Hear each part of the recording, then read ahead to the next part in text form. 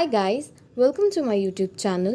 और आज का जो हमारा टॉपिक है वो है nursing care plan on conjunctivitis.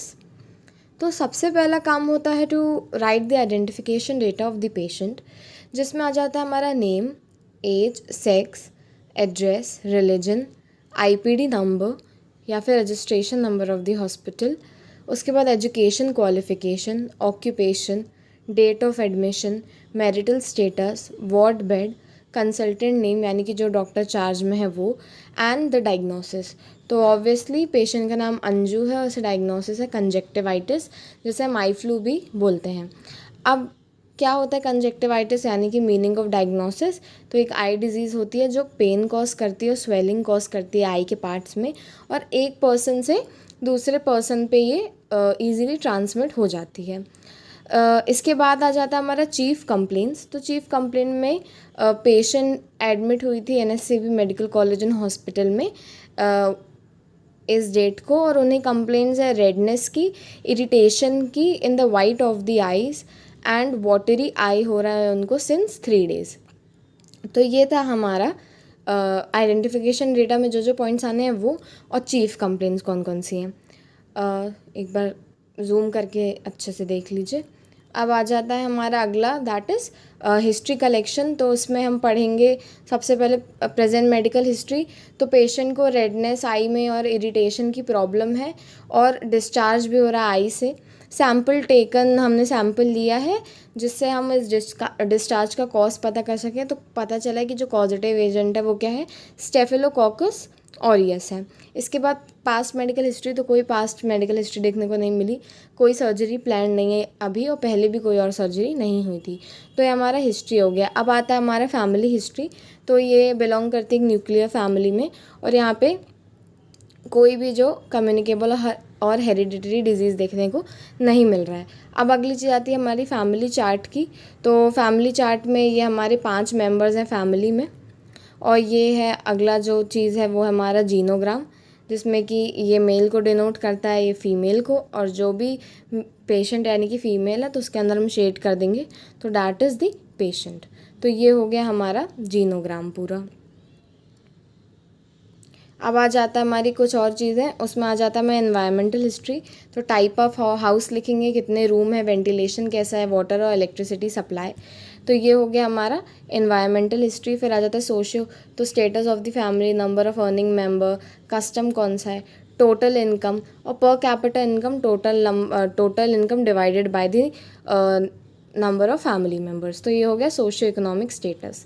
Personal history में हम डाइटरी पैटर्न, लाइक डिसलाइक लिखते हैं, स्लीपिंग पैटर्न कितना है, वाटर इनटेक पर डे कितना है, कितने मील्स हैं, हैबिट्स में अल्कोहल, स्मोकिंग, ड्रग अब्यूज़ तो नहीं है। तो ये चीज़ें आ जाती है हमारी पर्सनल हिस्ट्री में। तो हमने देखा एनवायरमेंटल हिस्ट्री का पूरी चीज़ है, सोशियो इकोनॉमिक स्टेटस का, पर्सनल हिस्ट्री का। अब आ जाता है हमारा फिजिकल एग्जामिनेशन, जिसमें हम देखेंगे जर्नल एक्सपीरियंस, बॉडी कैसी है, नरिशमेंट, एक्टिविटी, पोस्चर, गेट कैसा है, फिर मेंटल स्टेटस क्या है, लेवल ऑफ कॉन्शियस, तो कॉन्शियस है, टायर्ड लुकिंग है। एंथ्रोपोमेट्रिक मेजर में हाइट, वेट, वाइटल साइन आ जाएंगे हमारे, क्या क्या हमें वाइटल साइंस देखने, मतलब कितना आ रहा है, रेंज कितनी है। फिर आ जाएगा हमारा हेड और फेस की सारी चीज़ें।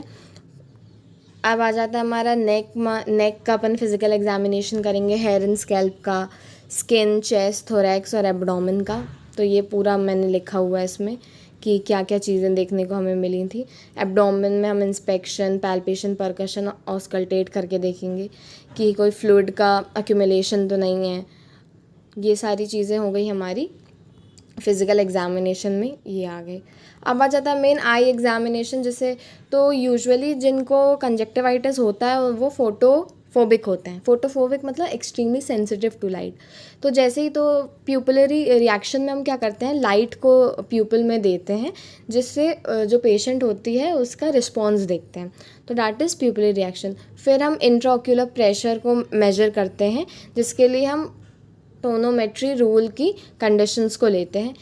फिर कंजक्टिवा हमें पिंक कलर देखने को मिला, आईलिड में स्वेलिंग है, एरिदेमा प्रेजेंट है, रेड मतलब रेड कलर्ड है, और टीयर फिल्म एवेल्यूएशन करेंगे जिससे हम ड्राइनेस और एक्सेसिव टीयरिंग का चेक करेंगे। तो ये सारी जितने भी पॉइंट्स हैं ये हमारे आई एग्जामिनेशन में आ जाएंगे। अब आ जाता हमारे वाइटल साइन। तो 3 दिन के हमने वाइटल साइंस लिए हैं। कितना पेशेंट का वैल्यू, तो पहले दिन पेशेंट का जो टेम्परेचर था वो था हमारा 102, फिर 100 हुआ, फिर वहाँ से नॉर्मल 99 डिग्री हो गया। तो ये हो गया हमारा पूरा वाइटल साइन जो हमने 3 कंसेक्यूटिव डेज़ के लिए लिया। अब अगला आ जाता हमारा लैब इन्वेस्टिगेशन। कौन कौन से इन्वेस्टिगेशंस करवाए थे। तो हीमोग्लोबिन कम देखने को मिला है, वाइट ब्लड सेल का लेवल ज़्यादा है जिसको अपन ल्यूकोसाइटोसिस बोलते हैं। प्लेटलेट्स नॉर्मल है और मोनोसाइट 2 से 6% होनी चाहिए, तो यहाँ पे हमें 7% देखने को मिल रही है, जो बिल्कुल बॉर्डर लाइन में, लगभग इंक्रीज ही बोलेंगे उसे अपन। फिर अपना आ जाता है कौन कौन सी मेडिकेशन जो प्रिस्क्राइब्ड हमारी फ़ाइल में, हम वो देखते हैं। तो एक आई ड्रॉप ऑप्थाकेयर नाम का है, जिसे हम ऑप्टिक रूट से देंगे, और इसका एक्शन क्या होता है, ये ऑप्थेल्मिक एंटीबायोटिक होता है, और साइड इफ़ेक्ट्स लिखे हैं और नर्सेस की रिस्पॉन्सिबिलिटी, जिसे हम BD यानी ट्वाइस अ डे देंगे।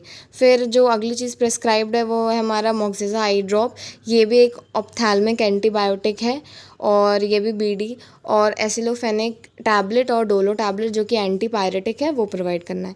तो this is all the things related to the medication, आप देख पा रहे हैं। फिर आ जाता है हमारा नर्सिंग डायग्नोसिस। तो अक्यूट पेन, तो सबसे पहला केयर प्लान अक्यूट पेन का बनेगा, हाइपरथर्मिया, डिस्टर्ब स्लीप पैटर्न और एनजाइटी। तो ये हम डील करते हैं हमारे केयर प्लान में। आ जाता है हमारा नर्सिंग केयर प्लान।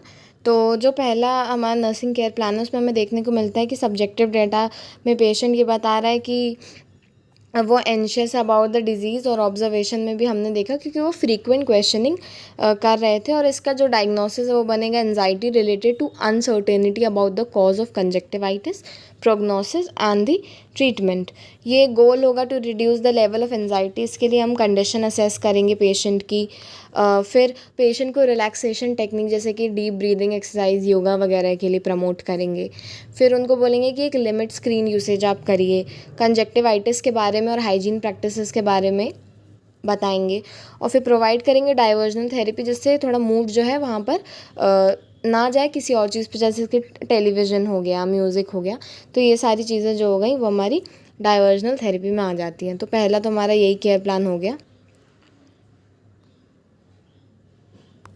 अब जो नेक्स्ट केयर प्लान हमें देखने को मिलता है वो होता है हमारा acute pain related to inflammation and irritation of the conjunctiva as evidence by the watery eye and itching. इसमें वही पेशेंट बता रहे हैं कि उन्हें पेन और इरिटेशन हो रहा है।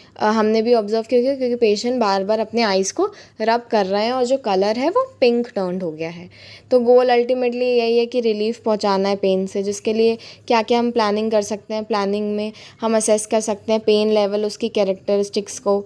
फिर पेशेंट को प्रॉपर आई हाइजीन के बारे में इन्फॉर्म करना, वार्म कंप्रेसेस रखना इफेक्टिव आई में, एक प्रॉपर एनवायरनमेंट इंश्योर करना जहाँ पे अप्रोप्रिएट लाइटनिंग हो, जिससे क्योंकि जो पेशेंट है वो फोटोफोबिक है, जिससे उन्हें कोई प्रॉब्लम ना हो। और जो भी पेन मेडिकेशंस जो फिजिशियन ने ऑर्डर करी है वो प्रोवाइड करना। तो ये हो गया हमारा नर्सिंग केयर प्लान 2। अब आ जाता है थर्ड। तो थर्ड में disturb sleep pattern as evidence by dull facial expression and sunken eyes. क्योंकि पेशेंट ने खुद कहा कि वो स्लीप नहीं उनको हो रही है, प्रॉपर नींद नहीं आ रही है, और हमने भी एक्सपीरियंस किया आई इन्फेक्शन के कारण।